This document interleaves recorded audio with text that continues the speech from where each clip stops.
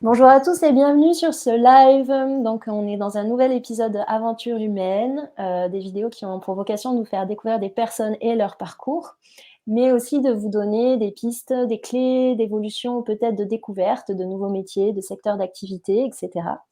Et aujourd'hui, j'ai le plaisir de recevoir Gwenaëlle, que je remercie d'être présente, qui va nous parler d'un sujet passionnant et aussi hyper important pour les enjeux environnementaux actuels, c'est la connaissance du monde de l'abeille, mais c'est aussi voir avec elle comment est-ce qu'elle peut nous apprendre à donc mieux les identifier, mieux connaître leur fonctionnement et aussi peut-être nous relier à un enseignement un petit peu plus vaste que simplement la production de miel, etc., même si c'est très intéressant. Donc, on va discuter de tout ça aujourd'hui. Gwenaëlle, donc à nouveau, merci d'être là avec moi pour cet enregistrement et de nous faire le cadeau de nous transmettre tout ce que tu sais sur les abeilles. Est-ce que tu peux te présenter et présenter un petit peu ton parcours, ce qui t'amène à bien connaître les abeilles aujourd'hui? Alors, déjà merci, bonjour. Mon parcours, j'ai rencontré les abeilles il y a de ça plus de 20 ans. C'était, lors de voilà, mon conjoint à l'époque, voulait se former à l'apiculture. Donc on a eu des ruches à la maison, donc c'est là où j'ai commencé à m'intéresser au monde des abeilles. Et ensuite, plus tard, donc voilà, il y a eu un temps sans les abeilles. Et il y a quelques années de ça, il y a 6 ans de ça, c'est revenu dans ma vie par rapport à l'animation d'ateliers pédagogiques.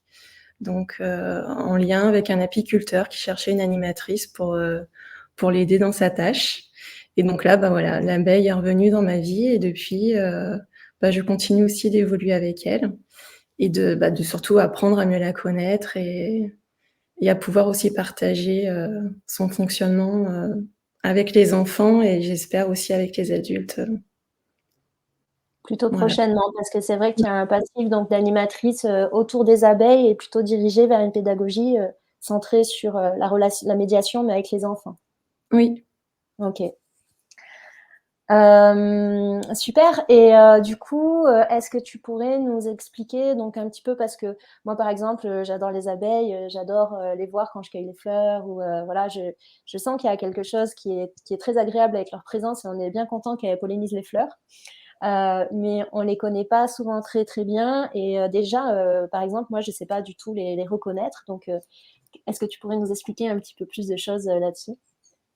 Oui, alors déjà, on les confond souvent avec les guêpes parce qu'elles ont une couleur aussi un peu jaune et souvent, voilà, on les confond à des guêpes. Mais l'abeille, en fait, elle est composée d'un corps qui est segmenté. Donc, on retrouve sa tête, son thorax et son abdomen. Et l'abdomen est très différent de la guêpe parce que la guêpe a la taille beaucoup plus fine et des pattes beaucoup plus longues. Et l'abeille, elle va aussi présenter un corps qui est poilu, contrairement à la guêpe. Après, il faut savoir que dans le monde des abeilles, il y a à peu près 20 000 espèces et on en a 1000 en France. Donc nous, l'abeille mellifère, c'est vraiment la seule abeille qui produit du miel. Il y a plein d'abeilles qui sont solitaires, qui nourrissent leurs larves, mais qui produisent pas de miel et qui vivent pas en colonie. Donc il y a vraiment cette particularité aussi de cette abeille sociale qui sait vivre en colonie et qui a une organisation sociale très, très, très développée. Après, comment on la reconnaît également je vais peut-être faire un petit détail rapide sur son anatomie. Donc, Avec plaisir. sur son abdomen, en fait, son abdomen, c'est vraiment son organe respiratoire et digestif. On va retrouver aussi son dard, donc qui est caché, hein, qui n'est pas toujours sorti. Elle le sort vraiment que quand elle est menacée. Et son dard est particulier parce qu'il est cranté. Donc, ce qui fait que quand elle pique pour se défendre, elle reste coincée et c'est comme ça qu'elle se déchire aussi l'abdomen. Et c'est pour ça qu'on dit que quand elle pique, elle meurt. Comme son organe respiratoire est dans l'abdomen. Voilà. Ensuite, sur l'abdomen, elle a aussi des glandes ciliaires en dessous qui lui permettent donc de fabriquer son nid, qui est fait essentiellement de cire d'abeille. Elle construit comme ça plein d'alvéoles. On verra un peu plus tard à quoi ça sert, ces petites cellules dans ces rayons. Ensuite, sur le thorax, on trouve 2 paires d'ailes et 3 paires de pattes, ce qui l'associe vraiment à la catégorie des insectes. Et elle fait aussi partie de la classification des héminoptères.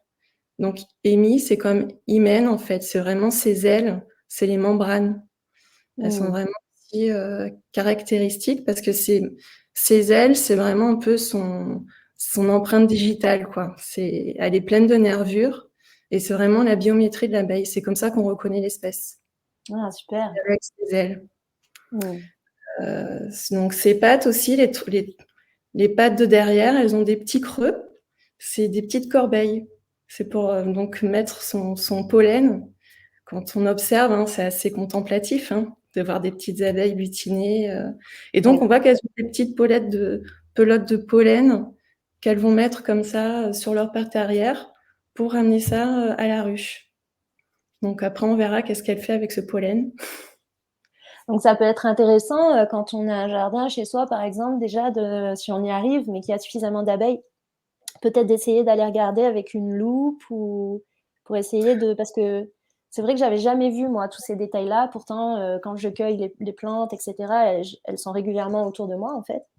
Mm. Et c'est vrai qu'on ne prend pas le temps de regarder effectivement en détail aussi parce qu'elles sont toujours en mouvement, mais effectivement, T'as c'est même pas passionnant. besoin de loupe en fait pour vraiment voir ces corbeilles, hein. C'est vraiment des petites pelotes, toutes jaunes ou oranges, qui différencient en fait en fonction du pollen de la fleur. Ça peut même être un peu blanc aussi parfois, tu as du pollen un peu blanc. Et elle en a aussi sur son thorax. Son thorax, comme je disais tout à l'heure, il est tout poilu. Et donc, ce qui lui permet aussi d'accrocher le pollen. Et c'est comme ça qu'elle va polliniser les fleurs. C'est Ah, quand elle ok. va venir sur chaque fleur pour prendre le nectar, parce que c'est un peu la récompense, en fait, qui est au cœur de la fleur. Donc, et comme ça, elle va bien pouvoir mélanger le pollen qu'elle a pris sur d'autres fleurs et comme ça participer à la pollinisation qui se ferait pas spontanément, en fait. Ok. Il y a des fleurs qui sont adaptées pour avoir une pollinisation comme ça par le vent, Ouais. mais pas les fleurs qui ont, elles, développé un système de pollen et de nectar. Le Mm. nectar, c'est vraiment l'échange donnant-donnant avec l'abeille. C'est tu viens me polliniser, moi je te donne aussi du nectar en récompense. Donc elles ont vraiment évolué ensemble, en fait. Le monde végétal et les abeilles ont évolué ensemble. Ok. Le fait que les pétales aussi, là, on a une corolle qui fait que c'est des fleurs qui nécessitent un animal pour venir les polliniser. Ok. Et l'abeille, elle, est adaptée en fait pour venir sur les fleurs, sur ses pattes. Elle a comme des petits crochets pour pouvoir s'accrocher. Elle a les brosses aussi pour récupérer le pollen sur ses pattes. Donc, Et puis hyper équipé, quoi. On est vraiment sur un principe, en fait, qu'on retrouve tout le temps dans le vivant, mais de coévolution, en fait. Et c'est ça. d'interrelation, d'interdépendance. Du coup, c'est Mm. hyper intéressant. Mm. Et après, donc sur sa tête, on va trouver ses yeux. Donc, elle a vraiment 2 yeux sur les côtés qui sont à multifacettes. Mais par contre, elle voit vraiment comme nous, dans le sens une image. Elle voit pas plein de petits en kaléidoscope, hein. C'est vraiment une seule image. Et elle peut voir presque à 360 degrés. Elle voit aussi en couleur, mais pas comme nous. Elle voit aussi les ultraviolets. Elle est plus sensible au bleu et au vert. Elle va pas voir le rouge. Le rouge, pour elle, c'est du gris, en fait. Ok. Donc, donc ces 2 yeux-là qui sont à multifacettes. On trouve aussi 3 petits yeux qui sont devant, en forme de triangle. Et Elle a un ces troisième petits œil. petits, en fait, ils lui permettent vraiment de se diriger avec le soleil. Ah, C'est vraiment énorme. des capteurs, soleil, luminosité. Même s'il y a un ciel qui est quand même voilé, elle va quand même réussir à se repérer parce qu'elle va capter aussi les ultraviolets pour se diriger.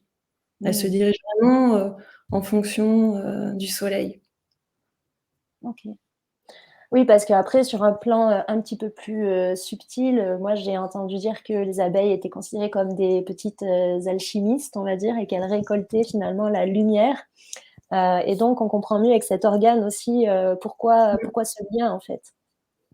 Oui, puis après, dans le symbole de la lumière, c'est aussi associé au miel, qui a cette couleur dorée. Et il faut savoir que le nid, il est quand même dans une obscurité. Elles vivent dans des cavités, en fait, les abeilles. Donc leur monde, finalement, intérieur est assez sombre, mais en même temps, elles vont chercher la lumière et elles l'apportent au cœur de la ruche. C'est Exact. pour ça aussi que ce miel, il a souvent été, voilà, par sa douceur, parce qu'il est bon. C'est vrai que l'homme aime, mais il y a aussi tout ce côté divin, voilà, autour du miel et de l'abeille. Et de la relation, de fait, au soleil et effectivement Mmh. soleil, lumière. Oui, et puis même, elle est vraiment connectée à la nature, hein, parce elle est aussi en fonction des cycles des saisons. OK. C'est-à-dire, elle va avoir 2 périodes, de ponte et reproduction dans l'année, en fait. Elles vont beaucoup se reproduire au printemps Mmh. et après l'hiver, il y a plus de ponte, donc à partir du solstice d'été ou du solstice d'hiver, elles switchent en fait dans un autre cycle. OK. Donc le solstice d'été, elles savent que les jours vont commencer à raccourcir, que le froid va commencer à arriver, donc elles commencent déjà à réduire leur ponte.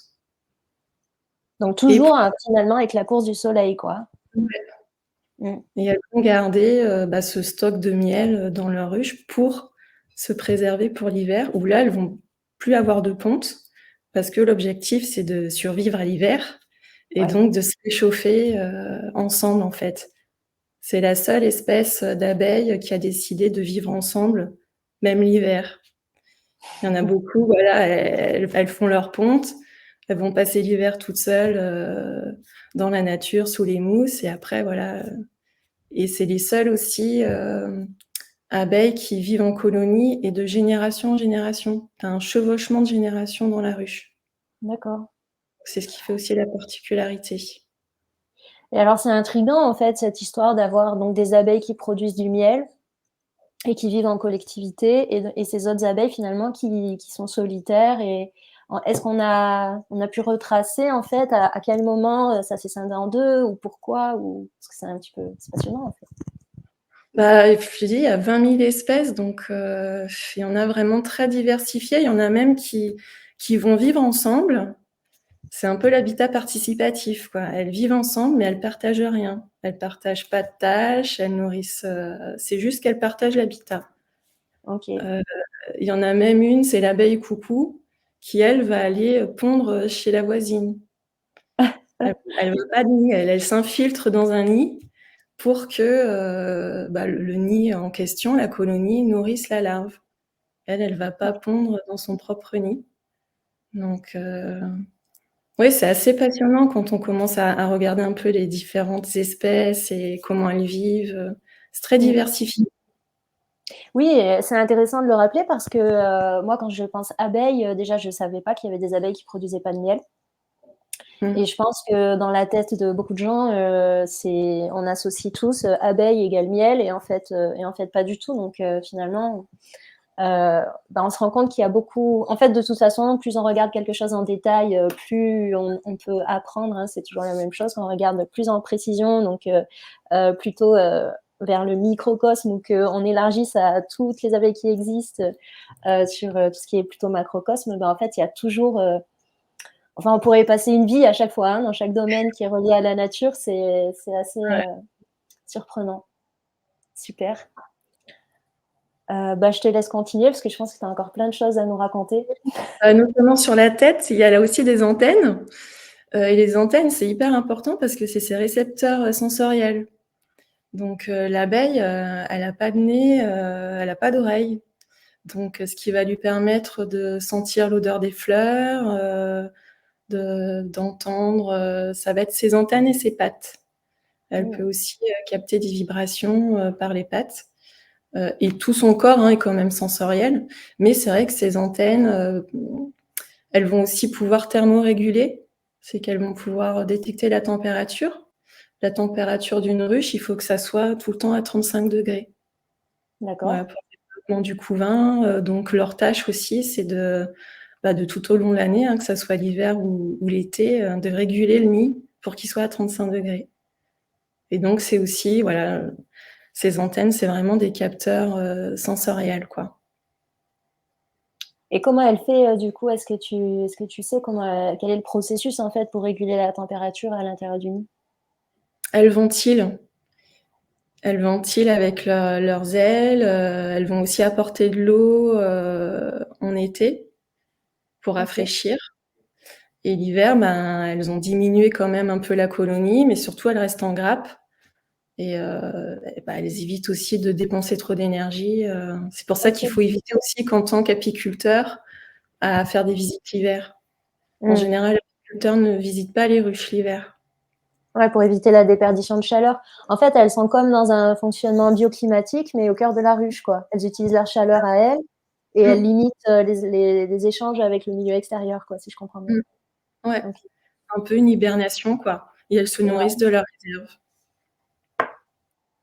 Comme quoi, hein, on a beaucoup de choses à apprendre, quand on regarde, plus profondément comment fonctionne la nature. Je crois que c'est Einstein qui disait, «Regardez profondément dans la nature et vous comprendrez tout beaucoup mieux». En tout Mmh. cas, on voit qu'on peut beaucoup s'inspirer. Je ne sais pas s'il y a eu en termes de biomimétisme, dans l'architecture ou à d'autres endroits des choses qui se sont inspirées du fonctionnement, des abeilles, mais je pense qu'il y aurait pas mal à faire. Possible, hein, parce qu'en bioclimatique, à mon avis, ce serait pas étonnant qu'il y ait une inspiration du vivant, quoi qu'il en soit, hein. Mmh mh.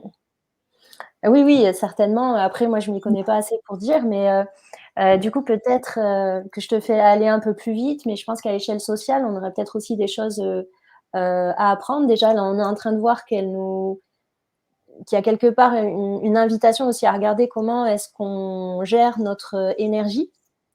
Puisque finalement, pour réchauffer, bah, au lieu de dépenser des calories, c'est des calories qui sont produites naturellement, qui vont réchauffer et puis elles vont faire attention à.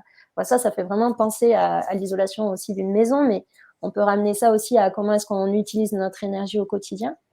Et Mmh. ouais, c'est très intéressant et je crois qu'à l'échelle sociale, ce fonctionnement. Alors tu dis, il y a les abeilles solitaires et cetera, c'est un peu comme chez les loups, hein, il y a des questions de hiérarchie et cetera. Peut-être que dans la ruche, c'est un petit peu la même chose? Bah, il y a une hiérarchie un petit peu différente, mais oui, en fait, il y a 3 individus qui habitent la ruche, donc ce qu'on appelle une caste. On retrouve la reine, donc l'ouvrière et aussi le mâle qu'on appelle le faux-bourdon. Mmh. Mais il y en a qui préfèrent l'appeler le mâle parce qu'on peut confondre aussi avec le bourdon, parce qu'il est plus trapu que l'abeille ouvrière. Il a des yeux plus globuleux, et lui, son rôle, c'est vraiment de reproduire, voilà, dans la reproduction même, hein. C'est pas lui qui va les butiner, il va pas nourrir les larves. Il a vraiment une fonction de reproducteur et il reste pas toute l'année dans la ruche. Il est OK. vraiment présent dans la ruche au printemps parce que c'est là où il y a la fécondation, en fait, de la reine. La reine, elle a un abdomen qui est beaucoup plus long que l'abeille. Elle a pas de corbeille sur les pattes arrière non plus parce qu'elle veut pas aller chercher de pollen. En Mmh. fait, chaque caste est adapté à son rôle et à sa fonction dans la ruche. Alors qu'au départ, ils partent tous, d'une larve. Il y a une D'accord, donc larve, voilà, le il y a programme, il est inscrit dans la larve ou c'est quand on les met dans les casques que comment ça se passe alors? C'est en fonction de la nourriture. OK. En fonction de la nourriture qui leur est donnée et aussi en fonction des phéromones. Donc, on verra un peu plus tard, ouais, sur les phéromones, je développerai un petit peu. Mais, voilà, l'abeille, la reine, on parle souvent de la gelée royale. Mmh. Donc elle est nourrie toute sa vie à la gelée royale. Alors que les jeunes abeilles, quand elles sont donc en fait, le stade d'évolution d'une abeille, c'est un œuf, une larve, une nymphe et après donc la jeune abeille. Donc c'est vraiment une métamorphose complète et donc les 3 premiers jours de leur vie, l'œuf, lui, ils sont tous nourris avec de la gelée royale. C'est à partir du 3e jour que la nourriture va changer et que ça va devenir que du pollen et du miel. C'est une petite bouillie qu'elles fabriquent et donc ce qui fait que bon, bah, ça sera pas des reines. Mmh. OK. Et du coup, ça veut dire que, bon, d'un point de vue dans leur communication à elles, est-ce qu'il y a une décision, je sais pas, sur certains critères que, telle ou telle abeille, sera plutôt une reine, telle et telle abeille sera plutôt une ouvrière, et cetera? Ou on sait pas? Ou En fait, sur la reine, elles sentent en fait quand la reine soit vieillit, soit la reine n'est pas assez productive, parce qu'il faut qu'elle ponde à peu près 2000 œufs par jour. Ah oui, d'accord. Voilà. À savoir que c'est celle qui vit le plus longtemps. On va dire qu'il y a très longtemps, elle pouvait vivre jusqu'à 7 ans, mais au jour d'aujourd'hui, c'est plutôt 3-4 ans. Ah, On ça, voit c'est dû aux conditions, pollution environnementale? un mélange de tout, même les mâles, ils sont moins productifs en fait. On Mmh. s'aperçoit que du coup, ça fait des reines aussi qui sont plus fragiles. Donc, la reine, elle va sortir une fois du nid, hein, c'est pour son vol nuptial. Une fois qu'elle a été fécondée par les mâles, parce qu'elle est fécondée par plusieurs mâles, c'est pas qu'un seul mâle. Dans son abdomen, elle a une spermathèque. Et donc, tant que cette spermathèque n'est pas pleine, elle peut aussi ressortir le lendemain de son vol nuptial. Mais sinon, voilà, c'est la reine qui est vierge qui sort, faire son vol nuptial, et après elle rentre à la ruche pour pondre, voilà, à peu près tout le temps de sa vie. Après, même si en hiver il y a moins de ponte, c'est que son rôle.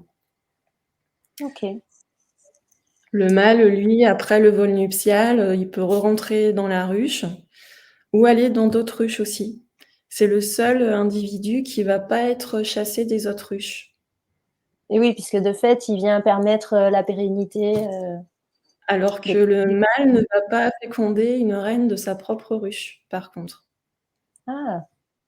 Ils Oui, bah, vont, ça, c'est plus pour la génétique, non? voilà, ils font un mélange génétique et Ouais, en fait, le but, il y a un individu, c'est vraiment la caste, hein, tu peux avoir l'ouvrière, mais tu as aussi l'entité qui est globale, c'est la colonie, quoi. OK. Tu as le super-organisme. Et, et l'idée, c'est vraiment de perdurer aussi ce super-organisme, en fait. Mmh. Oui, c'est intéressant, on pourrait faire plein de liens, de la même manière que nous, on est aussi des individus, on va pas forcément rentrer dans des castes, hein, même si, sur l'échelle sociale, il pourrait y avoir quelques cases, par-ci par-là. Mmh. Mais on est aussi quelque part responsable aussi de la pérennité Mmh. du tout quoi, hein, de notre espèce, Ouais. comment est-ce qu'on s'adapte à notre environnement et cetera. Donc Bah, on voit c'est vraiment le but ultime, en fait, des colonies d'abeilles, hein. Il y a la survie, mais c'est la survie vraiment de l'organisme qui mmh mh. prime avant tout, quoi. Ouais, elles ont une pensée, globale en fait, elles ont enfin leur focus est dirigé vers le groupe quoi. Ouais, ouais. Et après, dans les ouvrières, elles vont, avoir différentes tâches, mais, elles vont en avoir, en fait, en fonction de leur âge. Elles vont pas être prédestinées, à faire qu'un métier dans leur vie. Elles vont évoluer, en fait, tout au long de leur vie, même si leur vie est très courte, hein, parce qu'elles vivent de 3 à 4, 6 semaines maximum l'été, hein. Donc Ah c'est oui, quand même d'accord. relativement court. Heu, elles vont commencer, ouais, par nettoyer les cellules, donc les cellules, hein, c'est vraiment les petites alvéoles, donc à 6 côtés, hexagonales, où elles vont, la reine va pondre les œufs, donc on va appeler ça le couvain. Le couvain, c'est donc les 4 stades d'évolution dont j'ai parlé. Et ensuite, elles peuvent aussi stocker le pollen et donc aussi stocker les réserves de miel. Donc le pollen, c'est vraiment gorgé de protéines. Donc c'est pour ça qu'on nourrit le couvain avec les protéines. Et après, le miel, lui, le nectar, parce que le miel, il fait qu'avec du nectar. Il est transformé dans le jabot. C'est un peu l'estomac de l'abeille qui est dans son abdomen. Et elles vont se le passer comme ça par leur trompe. Mmh. Sur leur tête, en fait, elles ont une langue c'est une trompe. Donc elle permet d'aspirer le nectar, mais aussi après de se l'échanger une fois qu'elles sont rentrées dans la ruche pour voilà, apporter leurs enzymes. Oui, c'est ça, Pour... j'allais te dire, il doit y avoir une réaction chimique de fait, Oui, oui. Et donc, ce mmh. qui permet aussi que c'est le seul insecte ou animal, hein, qui fabrique sa propre nourriture et qui n'est pas périssable quelque part. Le miel, il n'y a pas de date de péremption, il ne s'abîme pas avec le temps, on peut en manger, c'est inépuisable en fait. Mmh mh. Et c'est Et ça, vraiment c'est dû pardon, excuse-moi. c'est le C'est seul insecte voilà, qui produit sa propre nourriture, quoi. Et du coup, le fait que la denrée soit pas périssable, c'est dû bon, bah, déjà, on sent que c'est sucré, donc il doit y avoir aussi ce côté-là qui permet de conserver, mais j'imagine que c'est peut-être lié aussi aux enzymes, de fait, Mmh. qui ont un aspect Ouais. de conservation? Ouais. Mmh. Il est antibactérien, parce que bon, tu dois le voir en apithérapie, mais il est utilisé beaucoup pour les cicatrices aussi.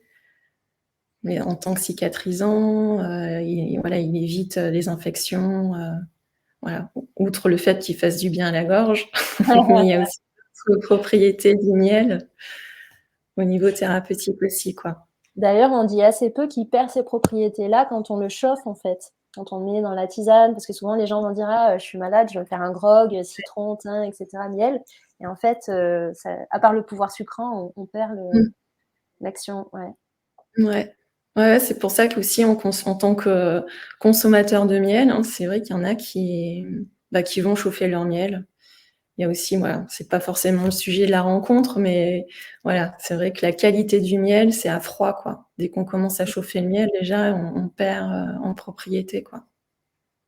Et donc je crois Donc que ça, on peut le reconnaître, si je me souviens de mes cours, de conseillère qui date d'il y a 6 ans, on peut le reconnaître au fait qu'il soit plutôt liquide ou pas, en fait, hein, il me semble, il y a un truc comme ça. ben, il y a différents types de miel en même temps, hein. Il y en a qui se cristallisent, d'autres qui se cristallisent pas, c'est vraiment propre au miel. Ça, je sais pas si on peut vraiment le voir comme ça, À l'œil nu, ouais. nu, ouais. Et bah, après, ouais, effectivement, suivant les types de miel et cetera, Mmh. et en plus, c'est pas mentionné forcément sur les pots, non? Ouais, Bah, il y en c'est a ça? qui trichent un peu, hein, parce que voilà, c'est vrai que le miel, ça a une valeur, financière, il y a on va dire un gros business autour du miel, hein. Il y a de plus en plus de miel qu'on trouve en supermarché qui sont vraiment pas de bonne qualité. Mmh. C'est pour D'où ça que, ouais, l'intérêt, d'aller voir des apiculteurs, locales, qui voilà, avec qui on peut échanger et qui, voilà, de manière artisanale, hein, c'est vraiment le respect aussi du travail des abeilles. et oui, complètement. Mmh. Hem Je ne sais pas si, tu avais prévu, de nous parler de ça, mais, j'ai entendu dire que, donc les abeilles, nous, quand on veut cultiver le miel, donc on leur propose des petites, caisses. Je ne sais pas comment ça s'appelle, les endroits où il y a tous les rayons et cetera.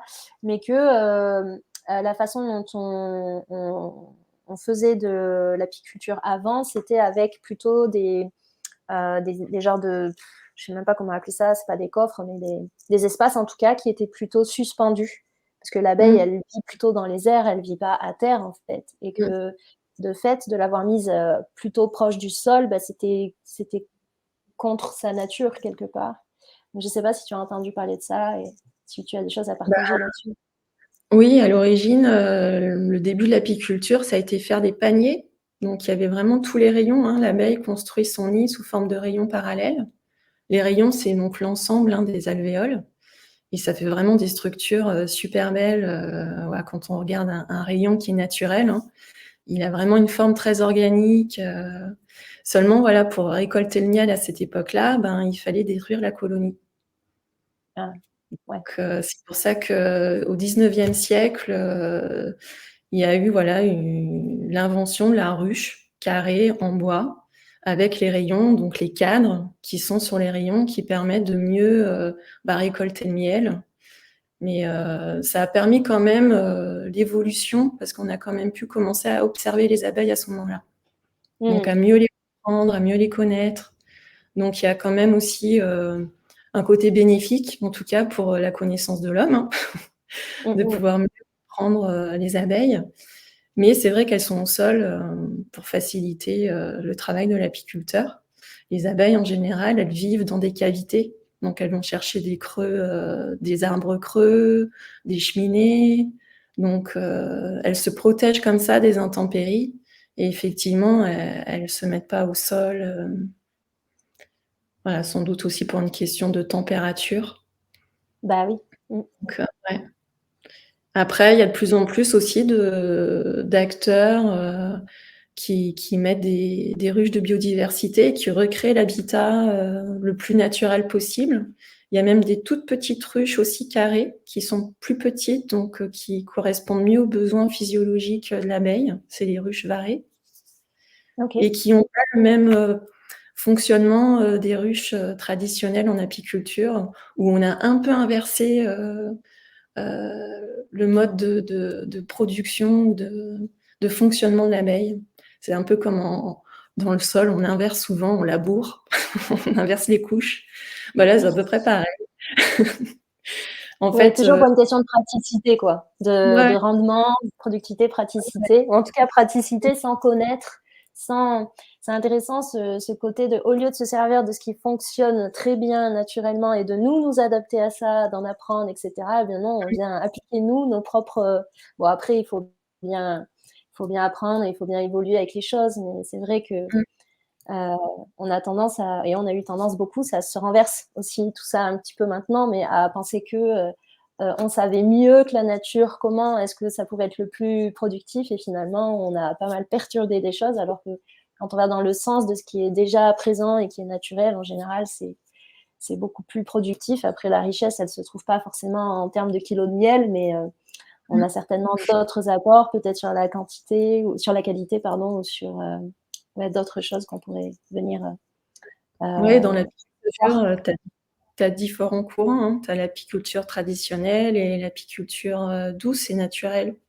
où tu retrouves justement ces petites ruches où on met les os par le bas, en fait, pour que les abeilles puissent descendre.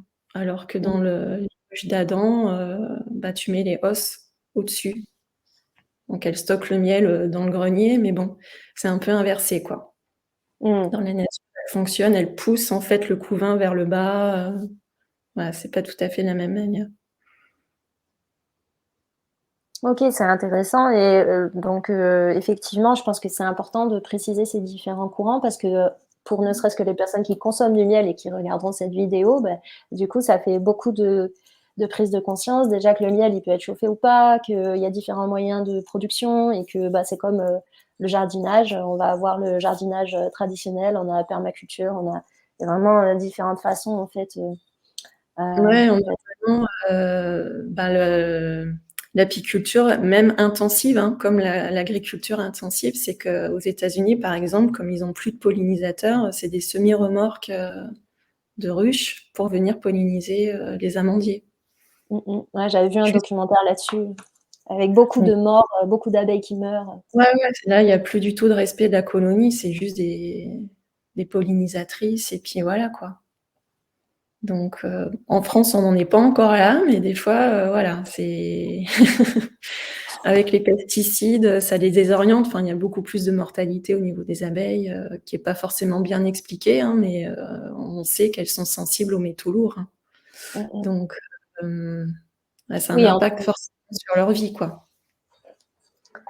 c'est ouais, c'est ouais. Espérons qu'on n'en arrive pas là, mais Mmh. effectivement, entre les produits phytosanitaires, les modifications climatiques et cetera, il y a pas que les abeilles, mais la tout ce qui est biodiversité souffre beaucoup de tout ça. Donc ce qui est intéressant avec, ce partage, c'est aussi de se dire, bah, comment, à partir de ce que tu nous partages, tu vois, de dire: «OK, est-ce que je peux peut-être consommer un miel, qui vient justement d'un apiculteur qui est respectueux, du fonctionnement naturel des abeilles et de leur production, qui est plutôt dans ce lien-là.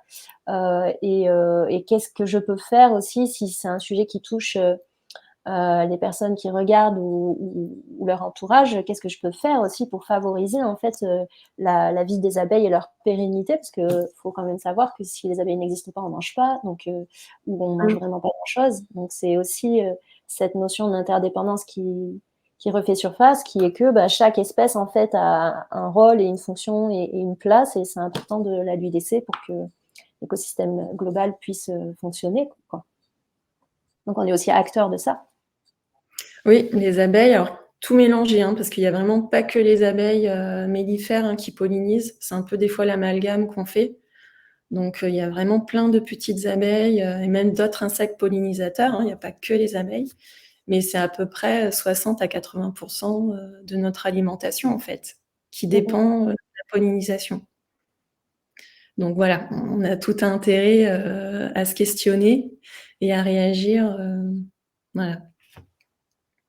Oui, et les actions simples qu'on peut faire au quotidien, si on possède un jardin ou même si on n'a pas de jardin, c'est par exemple de mettre justement des plantes mellifères. Parce que je Mmh. crois qu'avec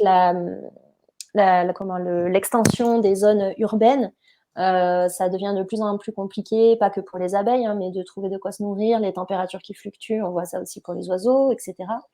Mmh. Donc, soutenir cette biodiversité, c'est aussi faire pousser des choses qui leur permettent de trouver de la nourriture. Et après, c'est peut-être aussi se renseigner, et puis on verra peut-être en fin de vidéo ce qu'on peut faire d'autre. Mais pour moi, j'appuie là-dessus parce que ça reste un parti pris, mais pour moi, l'être humain, il est aussi là pour prendre soin de tout ça, plutôt que de juste se servir. Il peut aussi préserver et donc jouir des fruits de ce qu'il a préservé. Mais le premier acte, c'est de préserver et de prendre soin. Après, voilà, chacun fait comme il veut.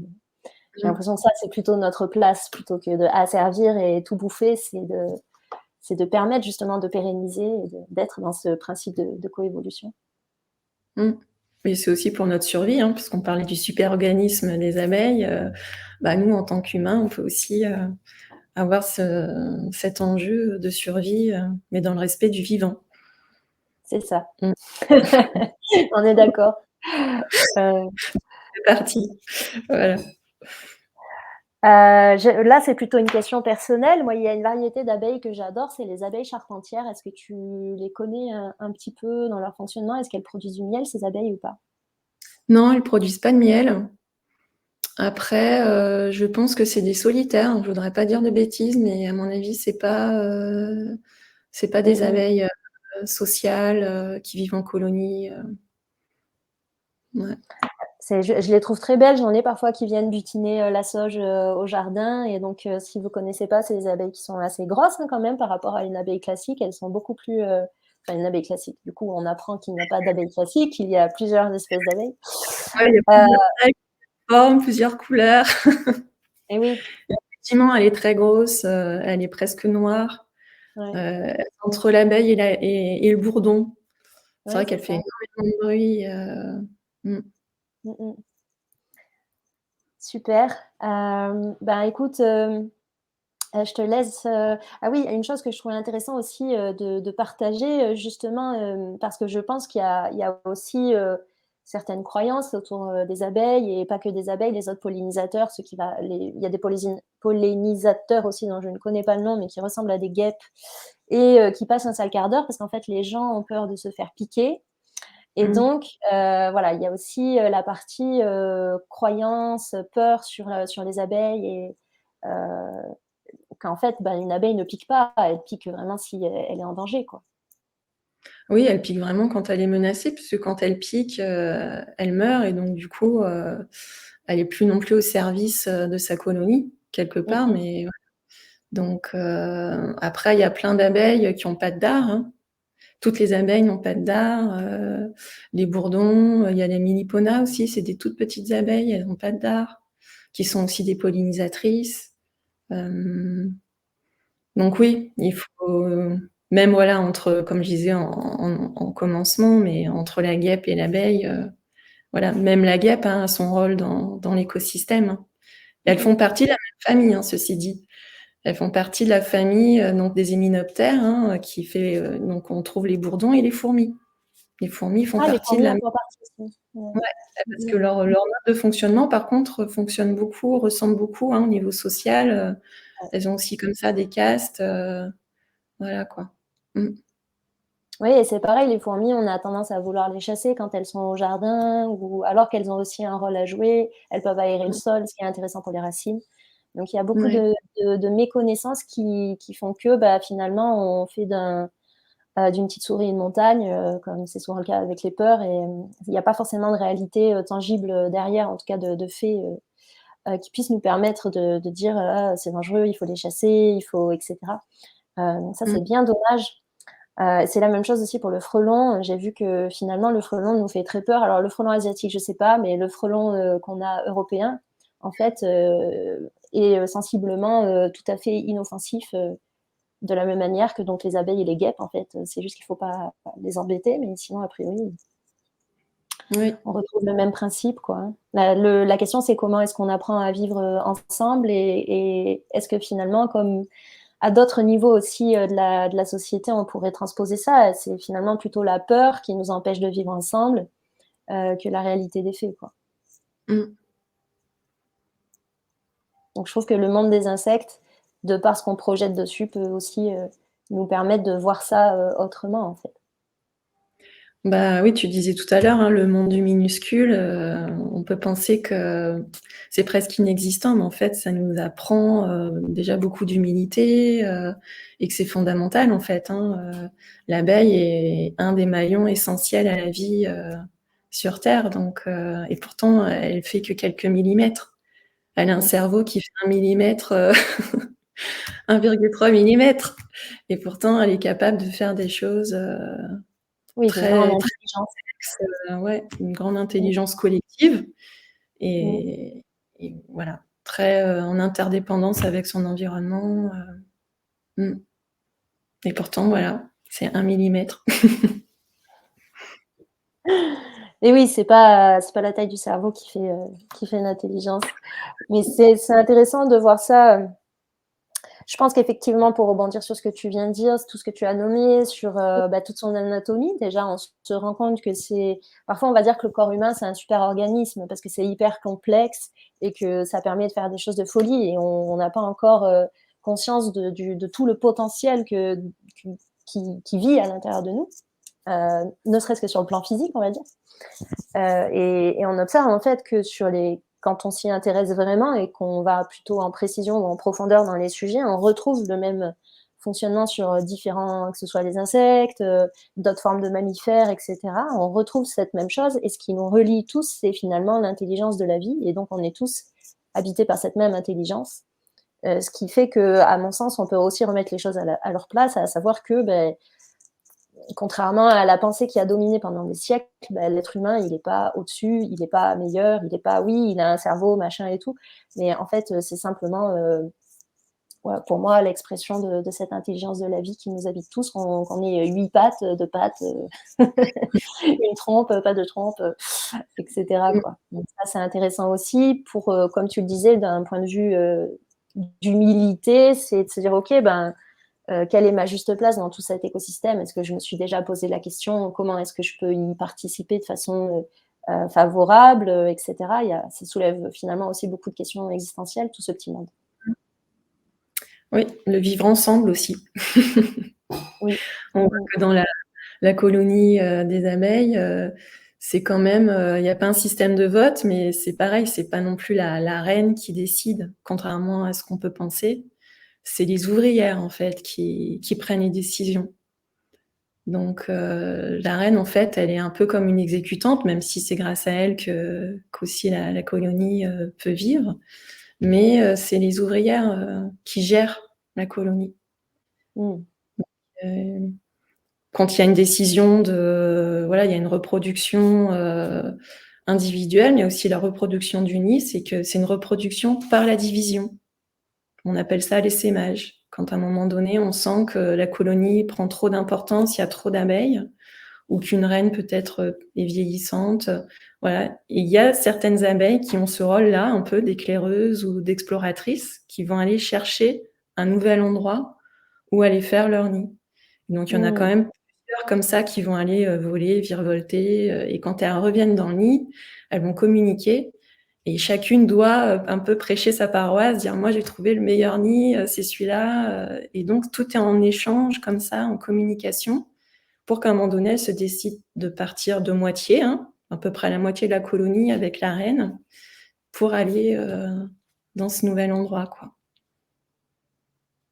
Oui, donc il y a un fonctionnement en équipe en fait, quoi. Et Elles c'est ont donc vraiment, oui, vas-y. elles se répartissent vraiment les tâches, quoi. Et même si on peut avoir des abeilles qui sont spécifiques, même pour aller butiner des fleurs, il y en a qui vont être spécifiques pour butiner le coquelicot, alors que d'autres, elles vont butiner plus de fleurs. Elles ont aussi leur propre langage individuel, les abeilles. Ah ouais. Et, Donc, et même dans une colonie, elles ont aussi leur propre signature chimique aussi. C'est pour ça qu'une abeille d'une colonie peut pas aller comme ça dans une autre colonie. Elle va être refoulée par la gardienne. Parce qu'elle va la reconnaître du fait de cette signature, en fait. Et tout se Ah passe oui. donc par les phéromones. Elles dégagent en fait des phéromones et elles ont aussi ce changement, cette adaptabilité du comportement au niveau plasticité comportementale, physiologique. Par exemple, la reine, en dégageant ses phéromones royales, empêche les ouvrières de développer leurs ovaires. Donc elles peuvent pas du tout être dans la reproduction. Ok. Donc on a vu Pour tout à l'heure que maintenir sa fonction, quoi. On a une qui a cette fonction, pas les autres. voilà. Et même les larves qui peuvent, donc les larves, hein, qui ont quand même aussi leurs phéromones, pour que les ouvrières sachent à quel stade elles sont, de quelle caste elles sont, pour leur donner la nourriture appropriée. Ok. Donc là, on retrouve vraiment quelque chose d'animal, de fait, et nous, on a aussi, mais dont on a perdu le... Peut-être qu'on y répond toujours, et de toute façon, il paraît que dans la reproduction, on y répond effectivement toujours. On va choisir le partenaire qui a la composition génétique plus ou moins la plus éloignée de nous pour garantir d'avoir un enfant en bonne santé, etc. Donc aujourd'hui, avec tous les perturbateurs endocriniens, etc., c'est peut-être un petit peu le bordel. Ce qui est peut-être aussi lieu pour les abeilles, parce que bon, les perturbateurs endocriniens, on les retrouve dans les produits phytosanitaires, on les retrouve un petit peu partout maintenant, en fait. Les lessives, les produits d'entretien, etc. Mais c'est intéressant de voir que nous aussi, dans notre part animale, on a ce fonctionnement-là, simplement on y est moins sensible, quoi, de fait. En conscience, hein, j'entends, parce que je pense qu'on y est sensible quand même, mais on ne met pas de conscience dessus, quoi. Ah, c'est intéressant. C'est très riche, en fait. Il y aurait beaucoup de choses à dire pour chaque élément que tu nous apportes. Et finalement, elle fonctionne aussi un petit peu comme les humains, mais des humains qui auraient appris à vivre en harmonie les uns avec les autres, parce que nous aussi, on a notre propre signature, on a aussi notre spécificité, etc. Simplement, ce qui nous pose le plus de problèmes, c'est d'arriver à faire fructifier, justement, comme elles font le miel, à faire fructifier tous ces potentiels, à arriver à coévoluer tous ensemble, toutes ces choses que les abeilles savent faire. On a beaucoup d'inspiration à puiser là-dedans. Ouais, elles sont vraiment pas dans le pouvoir, hein. On parle d'une reine, bien longtemps, on pensait que c'était un roi. Voilà, on voit que c'est vraiment qu'une colonie de femelles, hein. Le mâle, lui, a vraiment qu'un rôle de reproduction et ne reste pas donc tout le temps dans la ruche. Donc c'est vraiment une colonie féminine C'est une et qui société sont matriarcale, quoi. ouais, et qui sont vraiment dans l'équilibre et dans ce message d'amour que plutôt de pouvoir. C'est pas une reine autoritaire et directive. Voilà. C'est vraiment la douceur et l'harmonie. Justement, je pense du fait de toujours penser préservation du groupe, quoi. Hein. C'est plutôt que... Parce qu'au final, dans les qualités humaines, le leadership, c'est la même chose. Hein. Quelqu'un qui est leader, c'est pas quelqu'un qui décide et puis qui dit à tout le monde, bon, moi, je sais mieux, donc c'est moi qui décide. Un vrai leader, c'est quelqu'un qui se fait consulter tout le monde et poser un choix à un moment et qui en assume la responsabilité. C'est pas quelqu'un qui écrase, quoi. On a tendance à voir ça pas toujours de la bonne manière ou à pas l'incarner toujours de la meilleure manière. Et c'est pas évident. Hein, Ouais. Après, dans le monde animal, tout n'est pas rose non plus. Hein. oui. Il y a quand même des choses, notamment par rapport à la reine, ça peut être assez brut. Hein. C'est que quand il y a une nouvelle reine qui va naître, les ouvrières, elles vont en commander ou en mettre en place plusieurs pour qu'il n'y en ait qu'une au final. Donc la première qui va naître des reines, la première chose qu'elle va faire, c'est d'aller voir tous les autres nids de reines, parce que les nids des reines, ça fait comme une petite boule, c'est à l'extérieur en fait de la cellule. Ça fait une petite boursouflure en fait sur le rayon. Elle n'est pas comme les autres dans l'alvéole. D'accord. Et donc cette reine-là, elle a un dard aussi, mais qui est lisse. Il n'est pas cranté comme l'ouvrière. Et elle va donc aller de nid en nid pour les tuer, parce qu'il faut qu'il n'y en ait qu'une de reine. Donc voilà, il y a aussi quand même une petite compétition au départ. Et voilà, il faut quand même le dire que tout Oui, n'est pas tout c'est rose. pas bisounours. Ouais. Mmh. Mais donc ça, c'est la première qui vient à naître, donc est-ce qu'on part du principe que c'est la même loi qui s'applique dans d'autres niveaux, de la vie animale et de la sélection naturelle? Est-ce que c'est parce que c'est celle qui est la plus en pleine vitalité? Comment Et ça se fait, en s'il y en a 2 qui naissent à peu près en même temps, bah là, il y a un combat, un peu plus, frontal et là, effectivement, bah, c'est la meilleure, qui gagne quelque part, quoi. Mmh. Oui, donc Mmh. ça, c'est ce qu'on retrouve aussi, par exemple, avec les cerfs, dans le brame du cerf, Mmh. en fait, pour la reproduction. Donc on est toujours sur un objectif de pérennité, même si ça paraît un petit peu violent.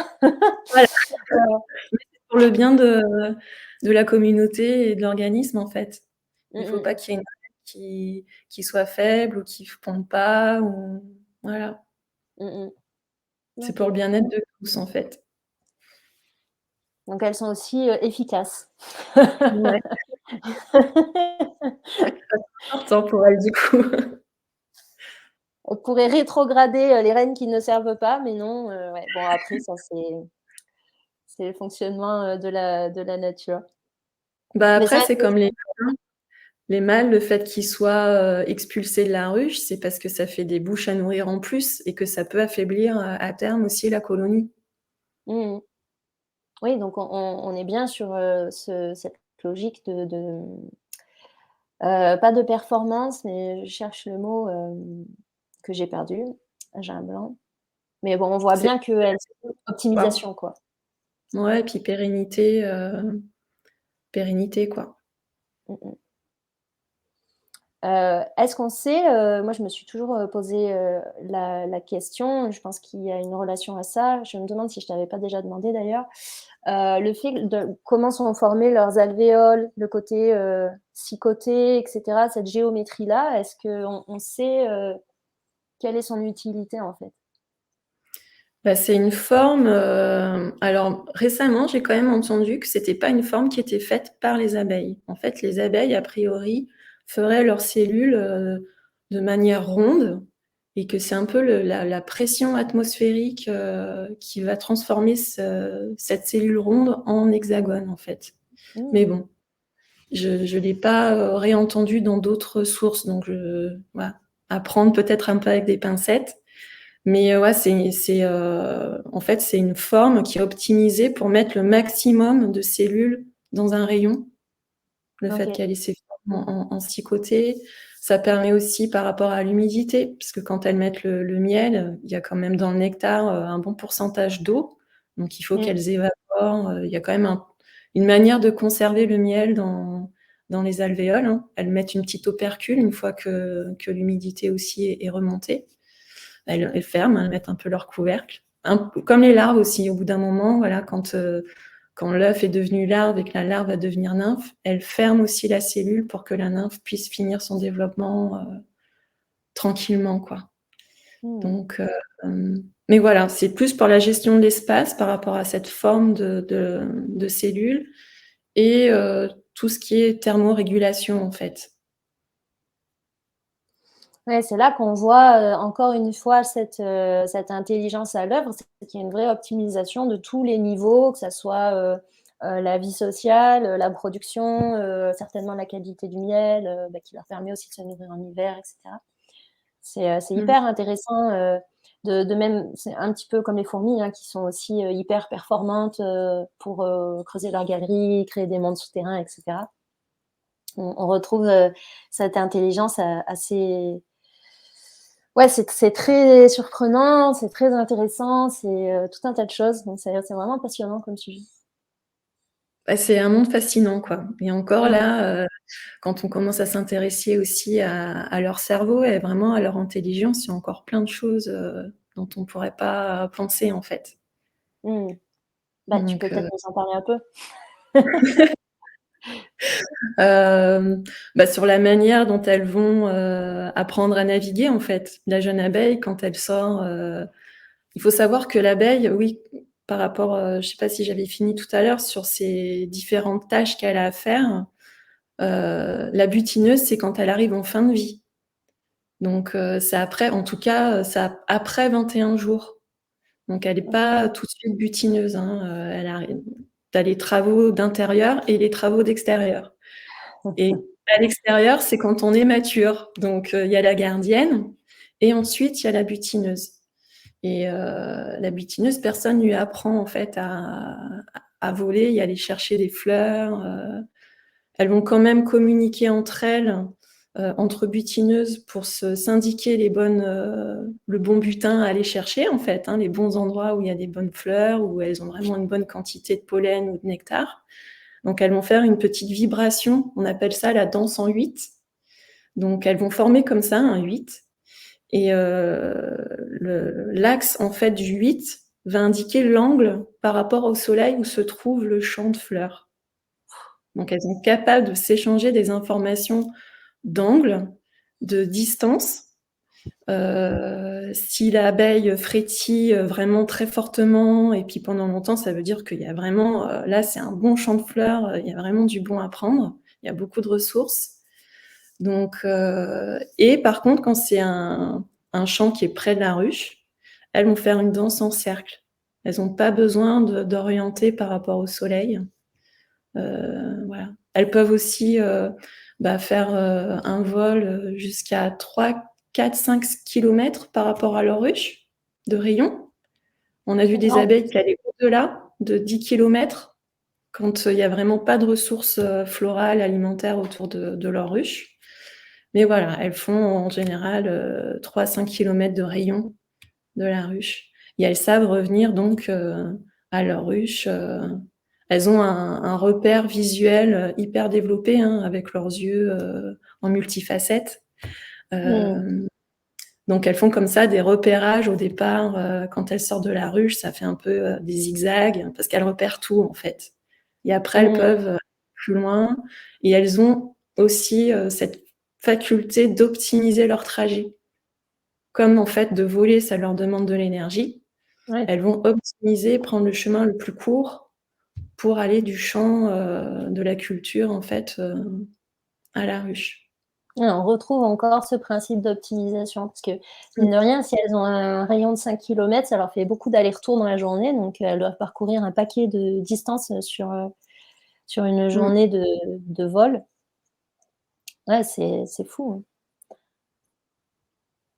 Donc elles Voilà. quand même se gorgent de nectar, hein, quand elles butinent, hein. Elles prennent du nectar dans leur jabot, mais elles en mangent aussi pour leur donner de l'énergie.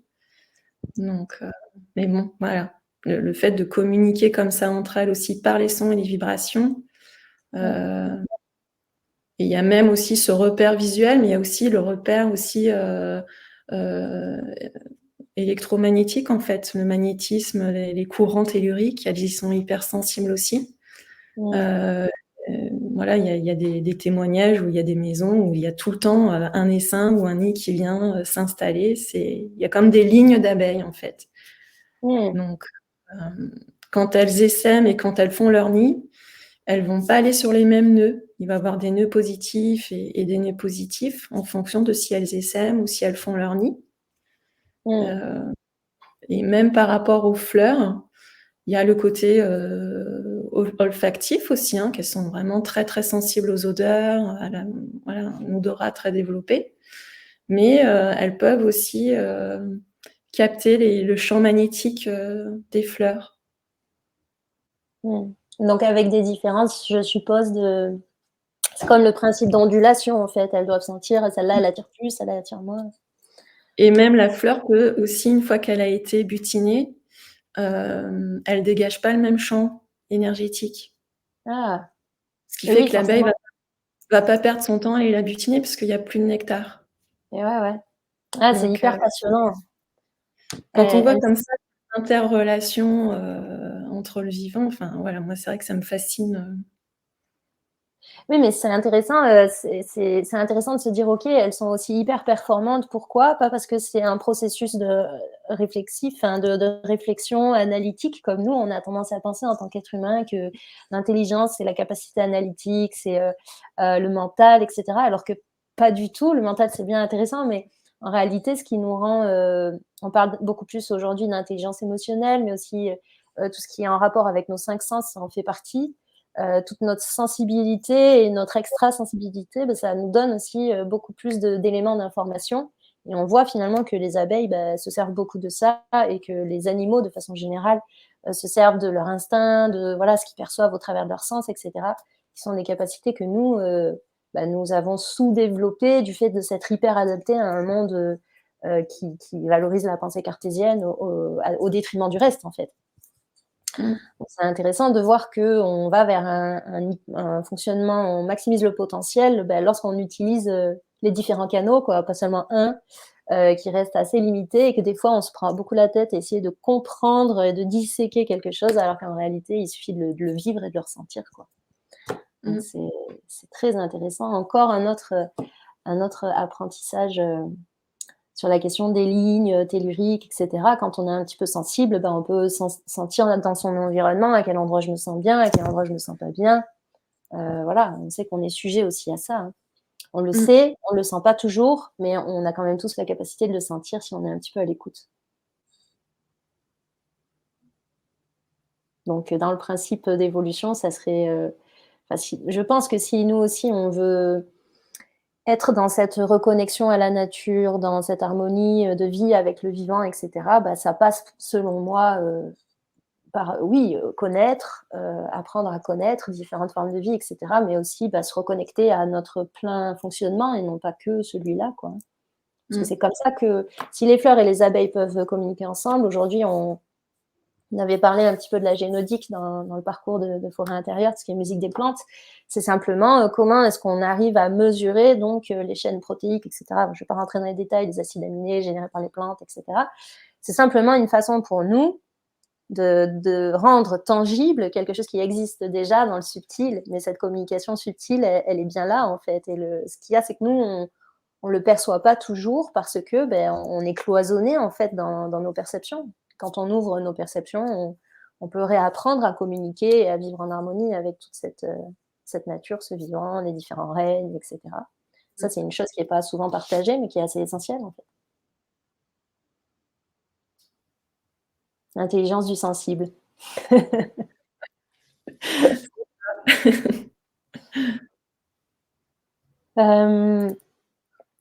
ne sais pas si tu voulais nous partager autre chose sur ce monde passionnant des abeilles. Ça fait déjà 1 heure qu'on est ensemble, donc je suis sûre que tu as plein d'autres trucs hyper intéressants à raconter. On a abordé un petit peu le côté subtil et ce que les abeilles pouvaient nous apprendre, mais tu as peut-être quelque chose que tu veux ajouter par rapport à ça, dont on n'aurait pas encore parlé? On a déjà dit pas mal de choses sur le symbolisme. C'est vraiment la messagère, s'il fallait un petit peu reprendre ou résumer, mais c'est la messagère de l'amour et de la coopération. Elle symbolise la lumière. Il y a aussi cette communication avec l'invisible. C'est ce qu'elle dégage aussi. On voit avec les boissons comme l'hydromel, qui rendait un peu cette ivresse, mais qui permettait de se connecter au savoir. C'était pas une ivresse dévastatrice, en fait. Donc c'était l'hydromel, c'était un peu la boisson qui permettait d'accéder au monde invisible. Donc l'hydromel, c'est fait avec le miel. Il y a même des fois des proverbes dans les peuples aussi africains où il peut y avoir des baobabs qui sont sacrés parce qu'il y a des abeilles qui sont nichées à l'intérieur et ils font leur rituel au pied. L'abeille a toujours été vénérée dans les peuples anciens, en fait. Il n'y a jamais eu d'histoire comme quoi l'abeille était représentée par le mâle, ou elle a toujours eu cette image de bonté, de générosité. Elle nous apprend aussi à nous nourrir de l'intérieur. Donc elle a vraiment cette force aussi de transformation, transmutation qui va vers la guérison intérieure. On en parlait au départ sur le côté de la lumière dans l'obscurité. Et puis il y a un dicton celte qui dit que demande à l'abeille sauvage ce que savent les druides. Donc, elle avait aussi ce côté de transmission et de savoir et de messagère. Donc, puis bon, on connaît aussi l'expression la lune de miel. Oui. Donc, et en fait, c'est l'alliance qui favorise l'alliance dans la vie, quoi. Donc, on parlait de cette interrelation avec le vivant, hein, les fleurs, et c'est représenté en fait dans son symbolisme comme ça, même au temps des pharaons, hein, on les embaumait pour qu'ils puissent quelque part dans une autre vie revenir au vivant, quoi. Même en fait, la mort passée, en fait, cette alliance à la vie perdure. Ouais, donc il y a une grande tradition symbolique autour de l'abeille. Depuis l'Antiquité, l'abeille fascine par son miel, par sa manière de collaborer, de fonctionner, mais elle a toujours porté voilà, cette énergie, source d'énergie, d'amour et de coopération, quoi, de lumière. Génial. C'est une bonne façon de faire la transition vers pour les personnes qui regarderaient qui vont regarder ce live, comment est-ce qu'on fait quand on veut en savoir un petit peu plus sur les abeilles et notamment comment est-ce qu'on fait si on veut en savoir un petit peu plus sur toi, ton activité, parce que peut-être tu veux nous parler un petit peu de tes prochaines, de ce que tu mets en place. Bah oui, après moi je suis localisée en Mayenne du Nord, hein, parce que j'ai pas précisé. Mais ouais, je recommence à faire des ateliers pédagogiques autour du monde des abeilles pour les enfants, mais aussi voilà, pour les adultes. L'idée est de créer aussi un lieu de création et de ressourcement en lien avec la nature et la forêt aussi, qui est aussi l'habitat originel des abeilles comme le nôtre, les arbres. Donc voilà, c'est pour l'instant, j'ai pas de site ou de contact sur les réseaux sociaux autres, mais bon, voilà, de toute façon, on restera en contact.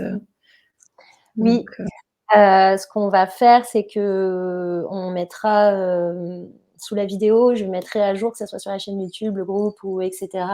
Au niveau des contacts, les pages que tu vas créer, etc. De les remettre sous la vidéo.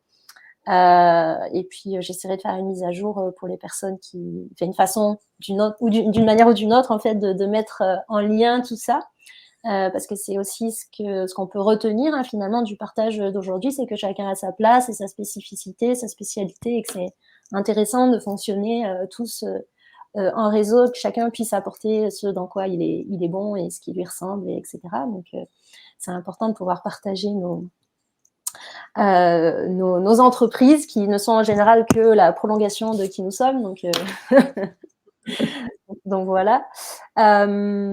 Ok, est-ce que tu voudrais nous partager un mot de fin, que ça soit toi ou du point de vue des abeilles, peut-être des actions qu'on peut mettre en place, des choses que tu aurais envie de dire aux personnes qui regardent cette vidéo? pour conclure, moi, ce qui me tient vraiment à cœur, ouais, c'est que on commence à ouvrir nos yeux et à voir peut-être ce monde minuscule qui nous entoure, mais voilà, on l'a abordé pendant le moment ensemble, mais c'est vraiment ça, c'est contempler et prendre action aussi, parce qu'on a aussi notre part à jouer dans la préservation de l'environnement, pour le bien-être de tous, hein, pour peut-être voilà ce proverbe qui me plaît, c'est que le bourdonnement des abeilles, c'est le tambour du monde. Mm. Donc voilà, peut-être voilà comme mot de fin, ça serait Ouais. celui-là. Eh ben, merci beaucoup, Gwenaëlle, pour tout ce que tu nous as partagé. Tu as bien fait ton travail de transmission, comme la symbolique des abeilles. Et je pense que tu éclaireras beaucoup de personnes aussi sur le sujet, puisque voilà, moi-même, il y a beaucoup de choses que je connaissais pas. Et je pense qu'on est nombreux à pas avoir conscience de tout ce qu'elles peuvent nous offrir et de comment est-ce qu'on peut prendre soin d'elles. Donc, si vous avez aimé cette vidéo, n'hésitez pas bien sûr à la liker, à la partager avec les gens que vous connaissez qui pourraient être intéressés par le sujet. Vous pouvez la partager sur les réseaux parce que c'est important qu'on prenne tous conscience de la... Hein, je veux pas être tyrannique et forcer tout le monde, mais c'est quand même important d'être dans la préservation de ces abeilles qui nous permettent encore aujourd'hui de pouvoir nous nourrir, hein, les fruits, les légumes, etc. Et puis c'est une partie de la grande chaîne et du grand écosystème du vivant. Donc voilà, j'espère que vous aurez à cœur de partager aussi cette vidéo. N'hésitez pas à la commenter, et puis si vous voulez en savoir un petit peu plus sur ce que fait Gwenaëlle dans les temps à venir, n'hésitez pas à m'envoyer un message pour que je puisse vous rediriger lorsque j'aurai un petit peu plus d'informations à vous donner. Et voilà. Et donc, je vous souhaite à tous une très bonne journée. Merci beaucoup, Gwenaëlle. Et puis, à bientôt pour de nouvelles aventures avec les abeilles. Merci à toi.